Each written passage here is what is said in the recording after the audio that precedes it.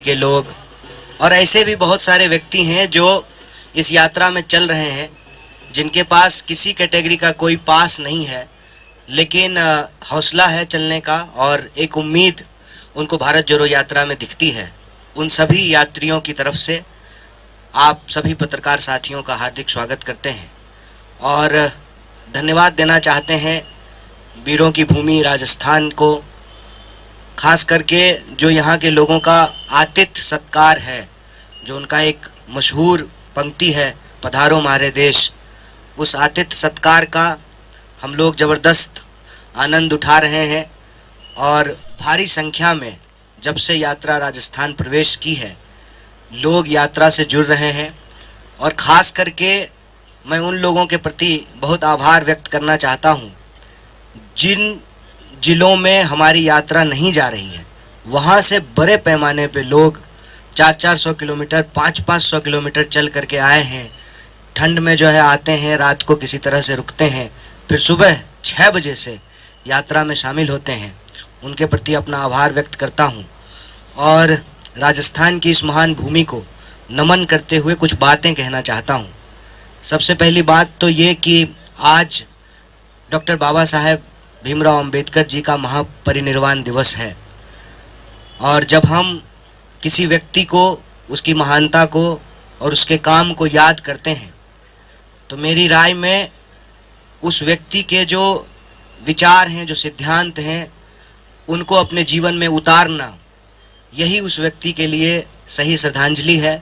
उनके विचारों को आगे बढ़ाना और यह जो भारत जोड़ो यात्रा है वो डॉक्टर बाबा साहब भीमराव अंबेडकर के विचारों से जुड़ा हुआ है, क्योंकि कहीं ना कहीं आपने सुना होगा, आपने यह बात नोट की होगी कि हम लोग कह रहे हैं कि इस देश में हिंदू मुसलमान की नहीं, संविधान की बात होगी। और हम संविधान की अगर बात करेंगे, जो हमारे संविधान की प्रस्तावना है, हम भारत के लोग भारत को एक प्रभुत्व संपन्न समाजवादी धर्मनिरपेक्ष लोकतांत्रिक गणराज्य जब बोलते हैं, इसका मतलब होता है कि शीर्ष पर बैठे हुए व्यक्ति का चुनाव इस देश के आम लोगों के द्वारा होगा। और ये जो भावना है प्रस्तावना की, इसी भावना से यह भाव पैदा होता है कि हम इस देश को नफरत की आग में नहीं जलने देंगे। जब हम कहते हैं हम भारत के लोग, तो हम ये नहीं कहते हैं कि हम हिंदू, हम मुसलमान, हम सिख, हम ईसाई। हम भारत के लोग मतलब हम सभी भारतीय जो इस भूभाग पे पैदा हुए हैं, कन्याकुमारी से लेकर के कश्मीर तक, अरुणाचल से लेकर के गुजरात तक, इस भूभाग पर रहने वाले सारे लोग मिलजुल करके समानता के अधिकार के साथ अपने दायित्वों, कर्तव्यों और अधिकारों का इस्तेमाल करते हुए हम देश को बेहतर बनाएं। यह जो संविधान का भाव है, उस भाव को यह भारत जोड़ो यात्रा लेकर के चल रहा है। और हमारे देश के लोगों के जो बुनियादी सवाल हैं, क्योंकि देश हमेशा देश के लोगों से बनता है, इसीलिए लोगों के जो सवाल हैं वही देश के सवाल हैं। ऐसा नहीं हो सकता है कि लोग के सवाल अलग होंगे और देश का सवाल अलग होगा। अगर देश के लोग महंगाई से परेशान हैं तो यही देश का भी सवाल है। अगर देश के लोग बेकारी से परेशान हैं तो यही देश का भी सवाल है। इन भावों को लेकर यह भारत जोड़ो यात्रा चल रहा है। तो आज यह बहुत महत्वपूर्ण दिन है भारत जोड़ो यात्रा के लिए और इसीलिए इस मंच से हम लोग श्रद्धांजलि व्यक्त कर रहे हैं भारत रत्न डॉक्टर बाबा साहब भीमराव अंबेडकर को। जैसा कि जयराम जी ने कहा कि हम गुजरात चुनाव से होकर के आए हैं और इस संबंध में भी एक बात मैं आपसे साझा करना चाहता हूं। बार बार भाजपा ने अपने कैंपेन में कहा कि राहुल जी नहीं आए हैं चुनाव प्रचार करने के लिए गुजरात। बार बार ये कहा गया कि चुनाव हो रहा है गुजरात में, तो भारत जोड़ो यात्रा गुजरात क्यों नहीं जा रही है। कई मौक़ों पे इसका जवाब हम लोगों ने दिया, लेकिन वहाँ जब हम लोगों के बीच गए और लोगों से जब बातचीत की तो लोगों ने कहा कि हम समझते हैं कि देश का भूगोल ऐसा है कि जब आप दक्षिण से उत्तर की तरफ जा रहे हैं तो पश्चिम में स्थित गुजरात आप नहीं आ सकते हैं, लेकिन आपकी भावनाएं हमारे साथ हैं और गुजरात के लोगों की भावनाएं भारत जोड़ो यात्रा के साथ है, ऐसा लोगों ने बताया। और उसी बिहाफ पे हम लोग भी गुजरात चुनाव में बार बार ये कह रहे थे कि भले हम नहीं आए हैं, यात्रा भले नहीं आई है, राहुल जी कम आ पाए हैं, लेकिन गुजरात के लोगों का सवाल भारत जोड़ो यात्रा में बार बार उठाई जा रही है, क्योंकि गुजरात के लोग भी बढ़ती हुई बेतहाशा महंगाई से परेशान हैं, बेकारी से परेशान हैं। और नौजवानों की हालत ये है कि 22 बार वहाँ पे प्रश्न पत्र लीक हो चुके हैं, चाहे आपको +2 का प्रश्न पत्र हो या किसी नौकरी का प्रश्न पत्र हो, बार बार वहाँ पे प्रश्न पत्र लीक हो रहे हैं। किसानों की हालत वहाँ भी ऐसी है कि उनको उनके फसल का उचित दाम नहीं मिल रहा है। छोटे छोटे जो उद्योग धंधे हैं, जीएसटी और नोटबंदी के चलते उस पर बहुत गहरा बुरा प्रभाव पड़ा है। तो ये सारे सवाल जो गुजरात के लोगों के हैं वो भारत जोड़ो यात्रा में भी उठाया जा रहा है। एक खास बात वहाँ के चुनाव को लेकर के जो मैं आप सबसे साझा करना चाहता हूँ, हमने गुजरात चुनाव में इस बार वो होते हुए देखा जो शायद इस देश के लोकतंत्र के इतिहास में कभी नहीं हुआ। हमने ये देखा कि जिनके ऊपर ये जिम्मेवारी है कि वो कानून और व्यवस्था की रक्षा करेंगे, वो खुलेआम चुनावी मंचों से गुंडागर्दी की भाषा बोल रहे थे, देश के लोगों को डराने की भाषा बोल रहे थे, गुजरात के लोगों को आपस में लड़ाने की भाषा बोल रहे थे। जो उनका जख्म है उसको कुरेद कर उसके ऊपर नमक छिड़कने का काम कर रहे थे, और ये बहुत दुखदाई था। और हमने ये भी देखा कि किस तरीके से संस्थाओं को पंगु बना दिया गया है। आप देखिए, मैं एक उदाहरण आपको देता हूं कि जब भारत जोड़ो यात्रा में बच्चे आ रहे हैं, जुड़ रहे हैं, तो हमारे खिलाफ कंप्लेन किया गया। और आप गुजरात चुनाव को जब ध्यान से देखेंगे, प्रधानमंत्री स्वयं बैठ करके एक बच्चे से जो है चुनाव प्रचार करवा रहे थे। और मैंने अपनी आंखों से अहमदाबाद में रोड शो देखा माननीय प्रधानमंत्री जी का। उस रोड शो में स्कूल के बच्चे स्कूल का ड्रेस पहने हुए हैं, उसके साथ जो है उनके शिक्षक भी खड़े हैं। उनको ये कहा गया कि आपको भीड़ जुटाना है, आपको भीड़ लेकर के आनी है। तो ये जो दोहरा रवैया है कि हमारे कार्यक्रम में बच्चों के माँ बाप अपने बच्चों को लेकर के आ रहे हैं, तब आप हमसे सवाल पूछ रहे हैं, हमारे खिलाफ कंप्लेन कर रहे हैं, और चुनाव प्रचार के दौरान खुलेआम जो लोग सत्ता पे बैठे हुए हैं उनके द्वारा बच्चों का इस्तेमाल किया जा रहा है, उस पर कोई कार्रवाई नहीं हो रही है। और जहाँ तक भाषा का सवाल है, बात का बतंगड़ बनाया गया हमारे अध्यक्ष जी की जो है बातों का। और आप भाजपा नेताओं की भाषा देखिए कि किस तरह का भाषा का इस्तेमाल किया गया। जब आप कहते हैं कि सबक सिखा देंगे, हमने सबक सिखा दिया, अब जो है कोई कर्फ्यू नहीं होता है, ये अपने आप में एक बहुत दुखद और चिंताजनक स्थिति है।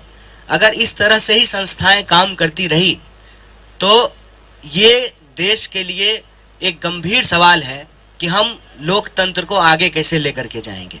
क्योंकि लोकतंत्र को बचाने वाली जो संस्थाएं हैं वो इस तरीके से अगर काम करेगी तो फिर क्या होगा।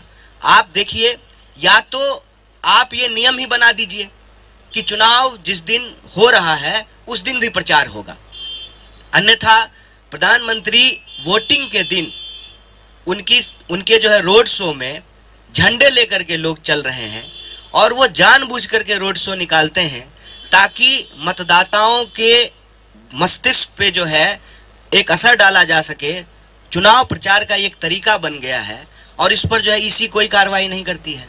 और ये जो प्रक्रिया से संबंधित बातें मैं आपको बता रहा हूँ, उससे ज़्यादा चिंताजनक हालत ये है कि जब आम लोगों से बात कर रहे थे तो उन्होंने कहा कि हम बहुत खुश हैं कि इस देश में एक भारत जोड़ो यात्रा चल रही है जिसमें हमारे सवाल उठाए जा रहे हैं, रोजी रोटी, कपड़ा, मकान, शिक्षा, स्वास्थ्य, सड़क, बिजली, पानी के मुद्दे उठाए जा रहे हैं।